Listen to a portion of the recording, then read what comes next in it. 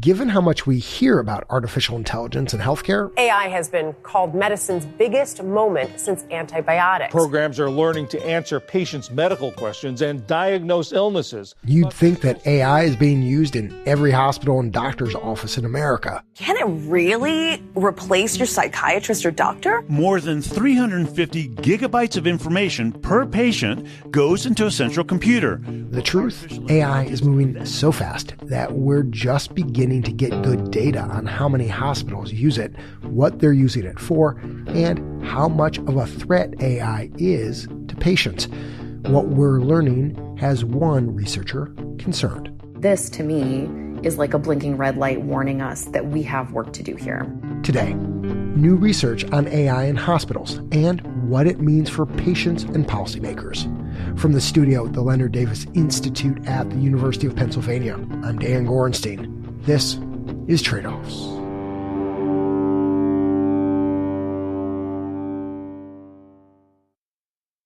My name is Paige Nong. I'm an assistant professor in health policy and management at the University of Minnesota's School of Public Health. A groundbreaking 2019 paper inspired Paige to study AI back when she was in grad school. Ziad Obermeyer and other researchers had looked at an algorithm used by a health insurance company to predict people's health needs for more than 100 million people. The idea was that the insurance company wanted to identify patients that were really sick who needed support in managing chronic conditions like diabetes or hypertension.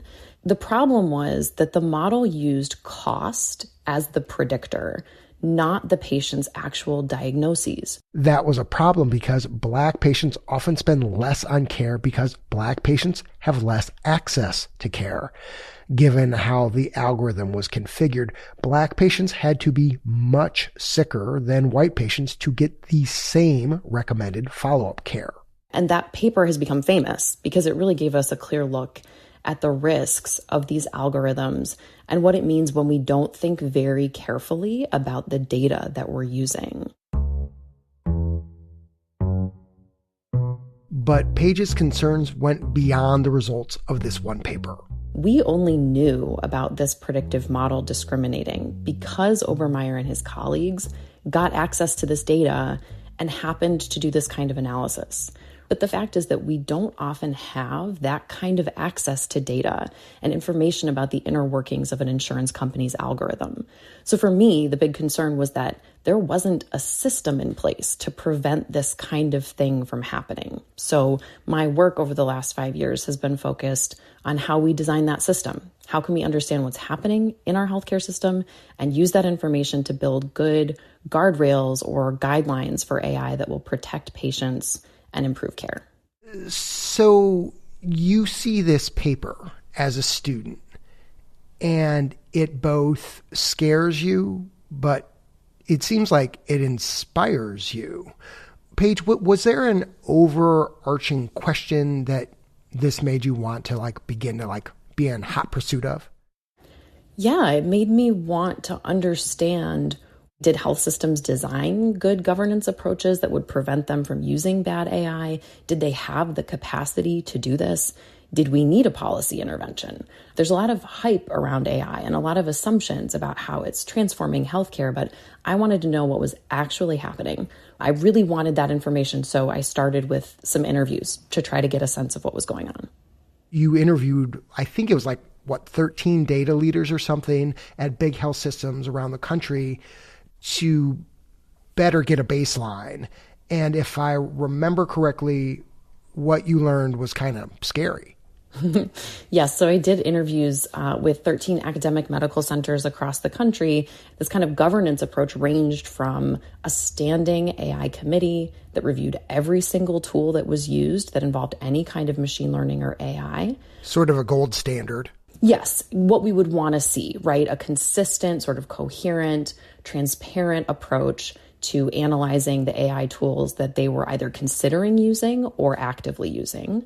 But then on the other end of the spectrum, there were some academic medical centers that basically had a single individual making decisions about what tools to use or not use. And of these 13 systems, only 4 described any kind of equity consideration in their governance processes. bias evaluations were not a consistent requirement. So back to that Obermeyer paper and my question of, can we do this consistently? The answer through these qualitative interviews was no.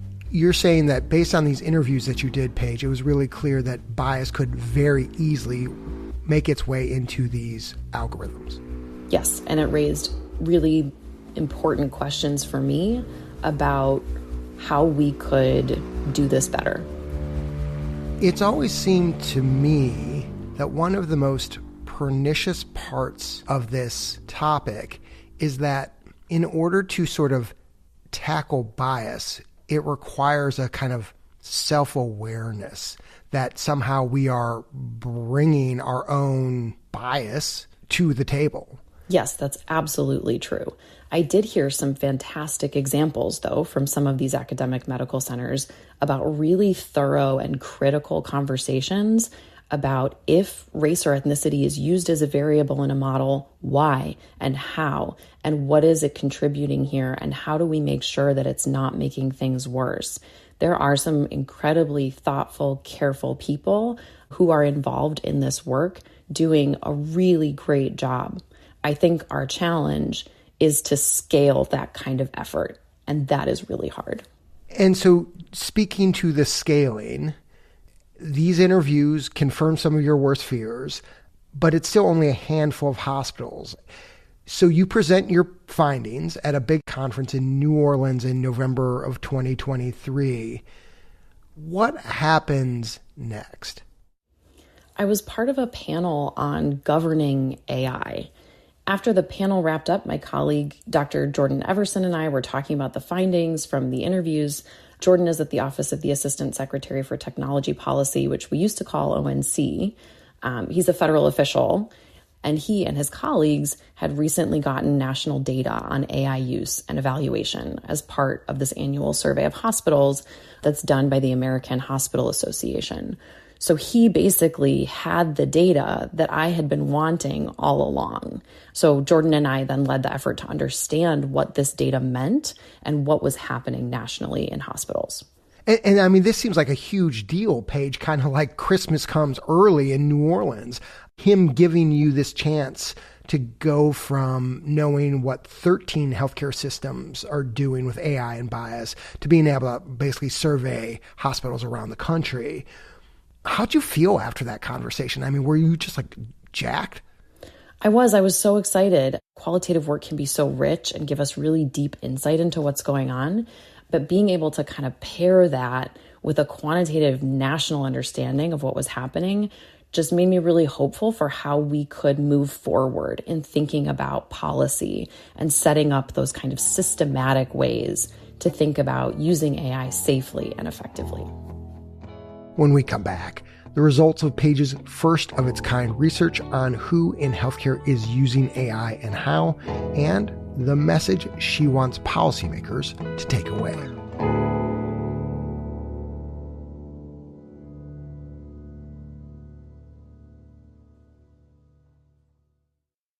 Welcome back. We're talking with University of Minnesota researcher Paige Nong about her new study, which for the first time gives us a national look at how hospitals are using and evaluating AI. So Paige, you just published this paper in Health Affairs, and you found that about 2/3 of U.S. hospitals are using some kind of predictive algorithm. About 60% are testing those algorithms for accuracy, and less than half are testing their algorithms for bias. What do you make of those results? Yeah, the big picture is that these predictive models and AI in hospitals are widespread, but evaluation for bias isn't. We have a lot of work to do to close that gap and to make sure that these tools, not only that they work for the patient population where the tools are being deployed, but that they are free of bias. We have a lot of work to do there. When I was reading your paper, I was getting a very clear picture of who's doing testing, who's not doing testing. What was less clear to me was, what are the implications of your findings for the people who are walking in and out of the hospital? who could this really hurt? I don't think that the findings of this paper indicate that there are major clinical risks to patients. There are quality improvement professionals, there are legal teams at hospitals who are really focused on making sure that clinical care is safe. And to my mind, because we don't have that same medical liability concern or regulatory infrastructure or oversight developed on the operational side, that might be where patients might want to think about their access to appointments. Their appointments might be getting cut short, but they don't know why. Or they might be having trouble with a bill and they can't get somebody on the phone. They might not know why. And it is possible that these kinds of predictive AI tools are shaping their experience of the healthcare system outside of the direct clinical care or outside of their direct relationship with their doctor. And this gets at one of the bigger findings from your paper, how hospitals are using AI, because there are lots of ways to use AI in healthcare. What did you learn there? Yes, the most common way that hospitals are using predictive models and AI is to predict health trajectories or risks for their inpatients. So this would be like predicting fall risk for patients when they're hospitalized or predicting something like sepsis. The second most common way that they're using these tools is to identify high-risk outpatients to inform follow-up care. So if somebody leaves the hospital, they might be at risk for infection, they might be at risk for some kind of other complication. So hospitals really want to be able to predict that readmission risk to make sure that they can intervene before the patient might be rehospitalized. And then the third most common application of predictive models or AI was to facilitate scheduling. So that operational side of things, we're using a lot of models for those kinds of functions in the healthcare system. Right. So this gets back to what you were saying earlier about how you think, based on your research, patients should be less concerned about AI getting a diagnosis wrong or suggesting the wrong treatment, and more worried about how these tools are being used for things like scheduling and billing. To me, as an outsider, that sounds like a weedy thing that doesn't really seem to be a big deal, but in your mind, it's clearly a big deal. Why? Because I think we have a relatively good kind of regulatory and policy infrastructure for thinking about clinical risk. FDA is our go-to. They have specific rules, they have guidelines. But when we think about tools like predicting if patients are going to pay their bills or predicting if patients will attend their appointments, to my mind, there's still a risk there that we're going to build barriers to care by double booking patients who are predicted as likely to miss an appointment. Those patients then get only 5 minutes with their doctor, and they might end up avoiding care. If we're using AI to refer patients to collections agencies faster, that's not going to result in missing a sepsis diagnosis, but it can result in really devastating financial consequences. And so what I'm hearing you say is that operations are actually a critical part of the patient consumer experience and must be considered sort of holistically. Yes, absolutely. This survey of hospitals that you teamed up with Jordan on went out in late 2023. And over the last year, we've seen continued focus, of course, on this issue. Industry leaders are refining and sharing best practices for testing algorithms. The Biden administration finalized regulations that require more transparency from developers and accountability from providers. In your paper, you suggest that these new regulations will encourage hospitals, in your mind, to do more testing of these algorithms. Why? I think the rule that requires vendors to share information with their customers about the tools that they're providing to them is a really important first step. If we want hospitals to be able to design effective governance approaches, they need to know how the tools that they're thinking about were designed. They need to know if they were designed on a patient population that looks like theirs. The other major contribution that rule made was that they started to kind of break down this distinction between specifically clinical models that are used to diagnose or treat a patient and the administrative tools like predicting billing or using AI for scheduling. they kind of refer to these predictive decision support tools all together. And to my mind, that's really important. It starts to kind of close that gap between the specifically clinical and the more operational or administrative models to give us a better chance at protecting patients from biased tools or just bad tools. Are there any additional policies, government carrots or sticks, that you think are needed to get more hospitals testing for accuracy and for bias? Absolutely. One of the findings from our paper is that 79% of the hospitals that are using predictive models and AI get those models from their electronic health record vendor. So increasing transparency, providing information about evaluation, those are really positive steps that we can require on the vendor side. Then on the hospital side, hospitals that have more resources are more likely to use AI and more likely to evaluate it.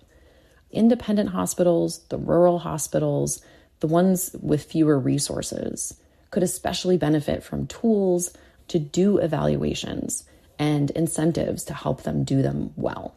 But I'm curious, given what we've been saying, Paige, about how few hospitals are testing their AI for accuracy and bias, could it be sort of a blessing in disguise for patients, at least, that these hospitals with fewer resources, which often care for more marginalized patients, are not using AI?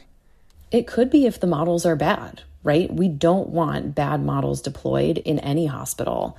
But I think this leaves under-resourced hospitals in really tough positions. They basically have two bad choices. One is to use tools that they can't validate. And we don't want that, right? Because those tools could be bad. They could be biased. Or they can completely avoid AI, but then they potentially miss out on the value that AI could provide to them. What we want is to make sure they have the resources to conduct appropriate evaluations and to use tools when they can provide them with value or when they can improve patient care. And how do you think policymakers could or should maybe even tackle this resource issue?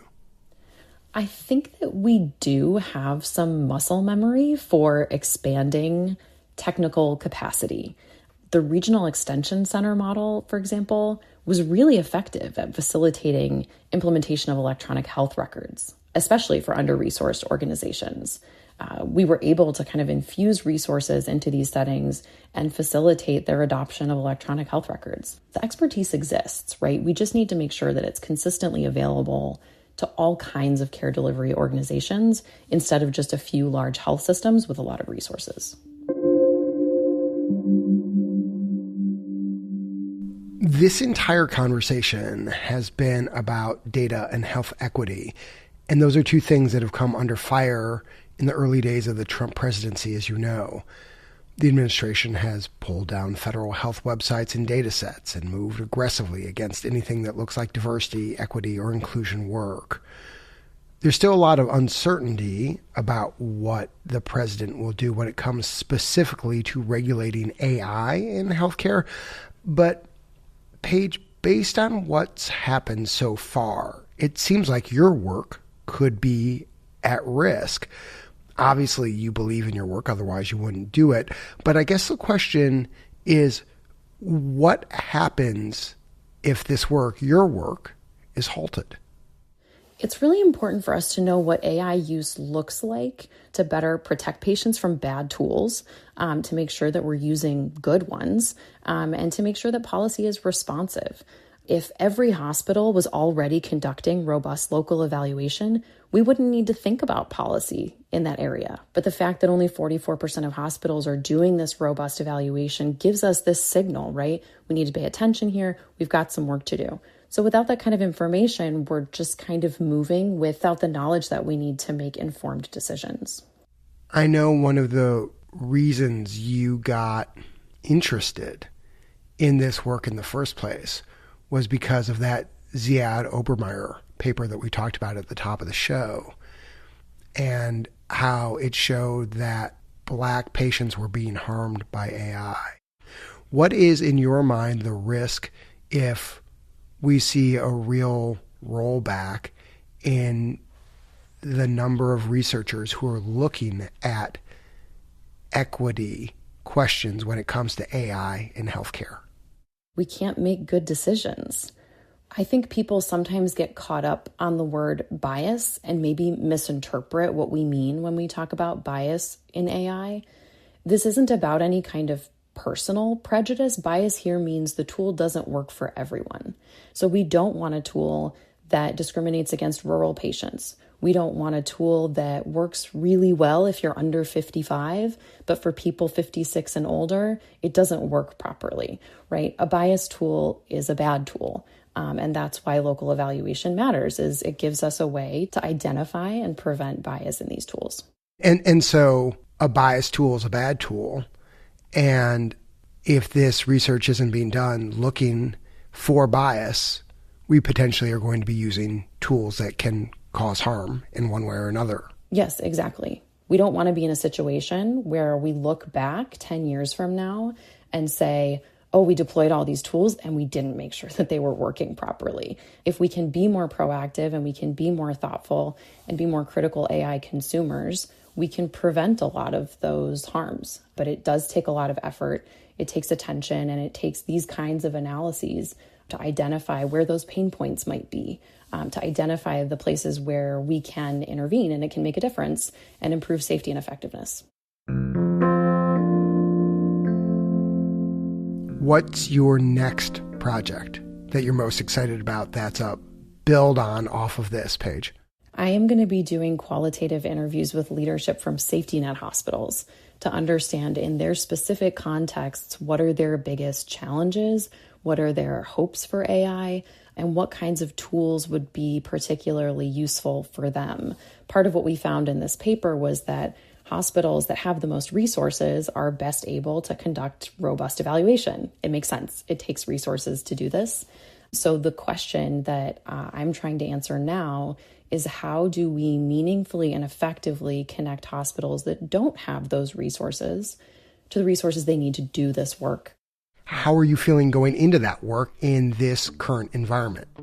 I'm energized. I'm really excited to hear the perspectives of these leaders and to think carefully about where and how these tools can actually help them provide care to their patients. I think that the paper answered some questions, but opened the doors to all kinds of other questions that I'm really excited to pursue answers for. And I think it's really important for our healthcare system. Paige, thanks for taking the time to talk to us on Tradeoffs. Thanks very much for having me. I'm Dan Gorenstein. This is Tradeoffs.